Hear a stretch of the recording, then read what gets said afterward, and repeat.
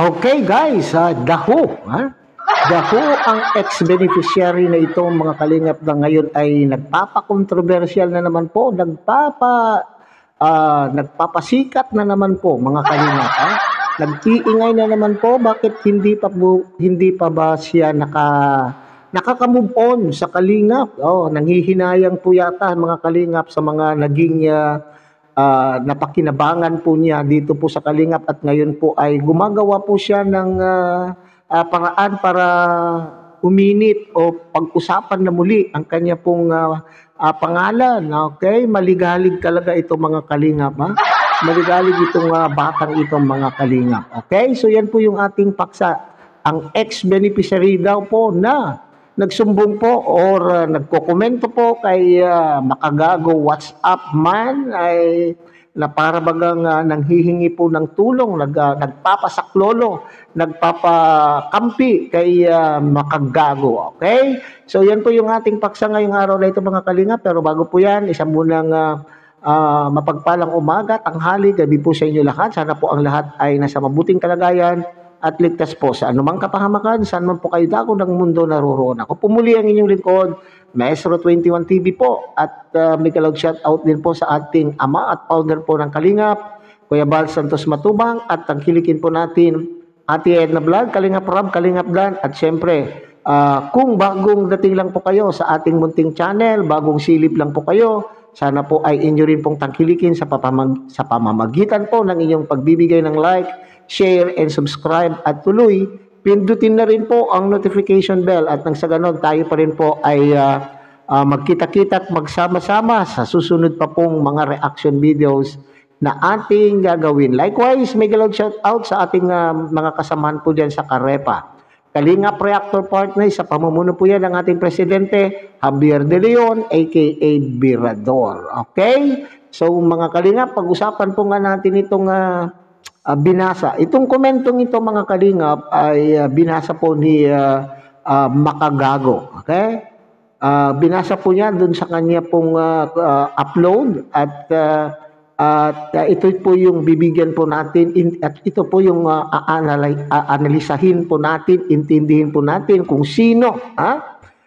Malamang sa malamang ay mayroon din po kayong nasa isipan kung sino itong ex-beneficiary na itong mga kalingap. Okay?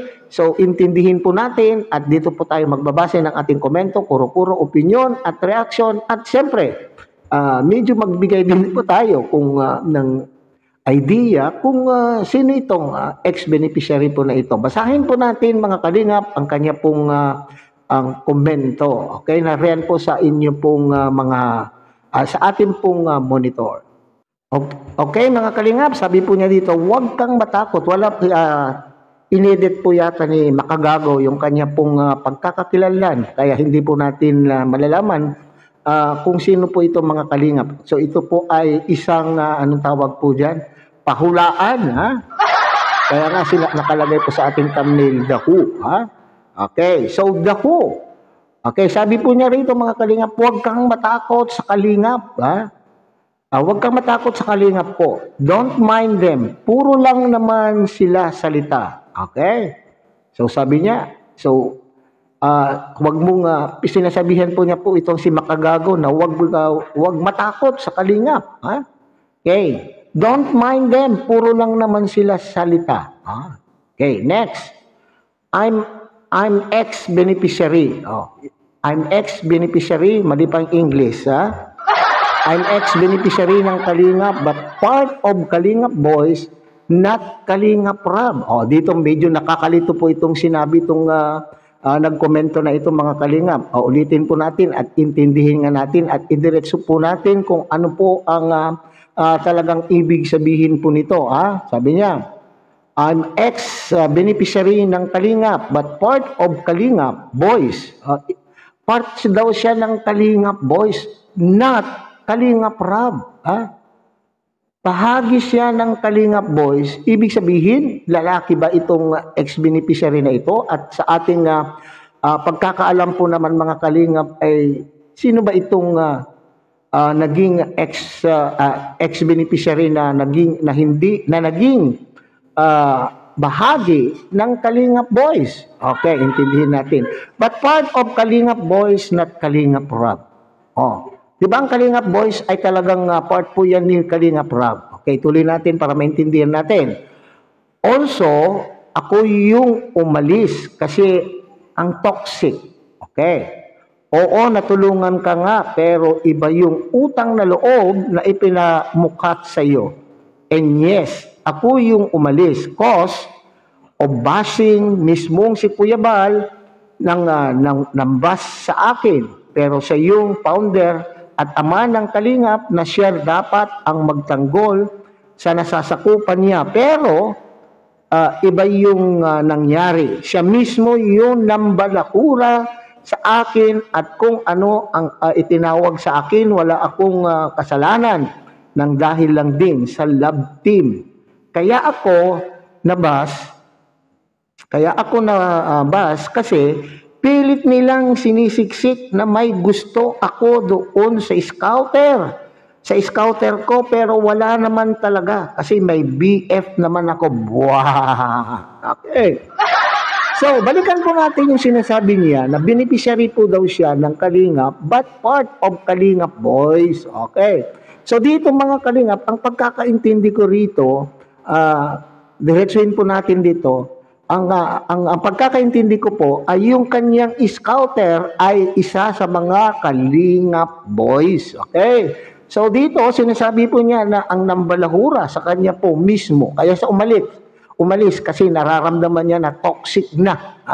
At ang una-una pa daw pong nambalahura mismo sa kanya ay si Kuya Bal na siya ang supposedly ang magtanggol dahil siya po yung ama ng Kalinga pero siya daw pa po yung nambalahura sa kanya. Saan parte kaya? Saan bahagi?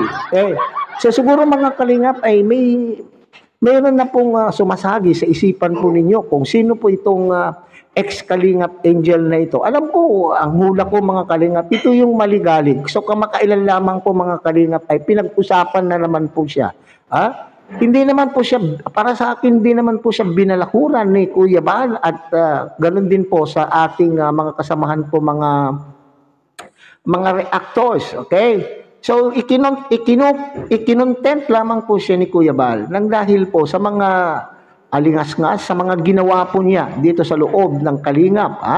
Hindi naman po siya i-content kung wala po siyang ginawang hindi maganda sa Kalingap.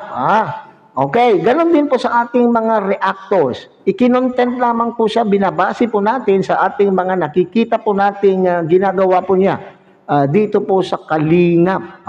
Ito yung bata na parating hindi naman nagrereklamo kundi ito yung parating walang pera, yung parating kulang yung ibinibigay na ayuda ng kanya pong scouter, hindi po ba? Ito yung parating kung dumadaing parating na kulang po yung ibinibigay po ng kanya pong scouter na kanya pong pantustos sa kanya pong pag-aaral, kaya nga po siya po ay tumigil sa kanyang pag-aaral kasi iniisip po niya hindi kakayanin po ng kanyang mga magulang ang gastusin ng kanyang sa kanyang pag-aaral at siyempre ganun din po doon sa kanya pong scouter dahil napapansin po niya yata na wala naman pong masyadong nag-i-sponsor po sa kanya mga Kalingap.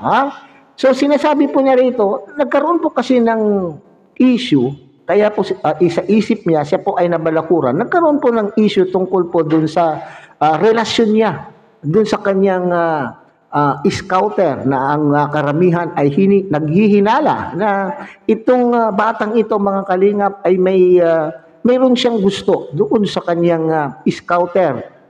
Na siya naman po natin na oobserbahan kung atin po naman na pagbasihan po yung mga pinagdaanan ng scouter at ng batang ito mga Kalingap ay para bagang masasabi po natin makakapag-conclude po tayo na itong batang ito ay parang may mayroong pagtingin sa scouter. Pero sabi niya po rito, wala daw kasi mayroon naman daw po siyang boyfriend. Ipinipilit daw natin. Nakikinatin natin na rin po ako kasi karamihan po naman po ng nag-content po sa kanya ay mga reactors at ni Kuya Bal. Itinatama lamang po ni Kuya Bal yung mga alam niya na maling ginagawa na itong batang ito, mga kalingap. Okay? Okay, pagpatuloy po natin. Dahil daw po sa love team, gusto ko doon sa sinasabi na may gusto daw po siya sa scouter ko, pero wala kasi may BF naman ako. Okay. Ginagawa nila ako ng issue para lang mabas ako. Kaya mas pinili ko na lang umalis at gumawa ng sariling YT channel. Okay, good. Kung feel mo, karapatan mo yan. Neng, karapatan mo yan. Kung feel mo na toxic na. Pero alalahanin mo, kaya naman po nag-ingay. Kaya naman po nag-ingay mga reactors, kay si Kuya Bal, dahil doon sa ginagawi mo, doon sa kinikilos mo, doon sa mga ginagawa mo. Gusto lang kanilang itama. Pero, ang feeling mo, ikaw ay binalakura, ang feel mo ay toxic na ang nasa loob. Pero, nung kinakausap ka, sinasabi mo ay huwag kayong mag-aalala at wala akong masasabi na laban po sa Kalingap. Tama lang po na dapat wala kang masabi na hindi maganda po sa Kalingap sapagkat alalahanin mo na ikaw ay natulungan din maski papaano. Okay? Hindi man doon sa ini-expect mo na mga tulong gaya po ng mga tulong sa mga naging Kalingap Angels doon po sa channel po ni Kalingap Rob, at least yung naging scouter mo naman po ay ibinigay naman po niya yung best po niya. Ibinigay po niya yung maski papaano yung kanyang kakayanan upang ikaw naman po ay matulungan. So yun po yung sinabi mo. Umalis ka sa Kalingap na wala kang sasabihin na masama sa Kalingap. Ano itong ginagawa mo?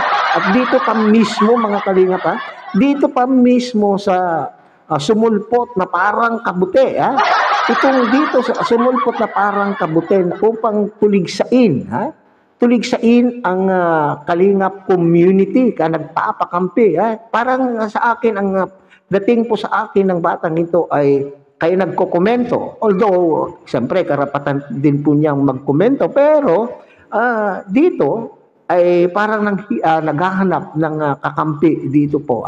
Parang pinamumukha niya na talagang gawain po ng Kalingap ang mambalahura ng kanila pong mga beneficiaries. Ulitin natin.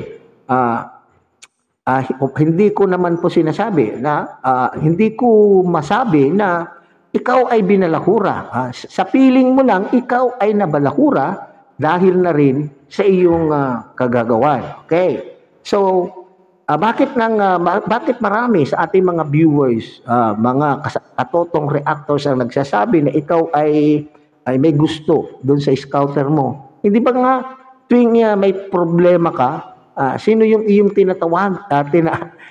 sino yung iyong tinatawagan? Di ba yung iyong scouter na mayroon ka naman mga magulang, bakit hindi yung mga magulang mo ang iyong tawagan?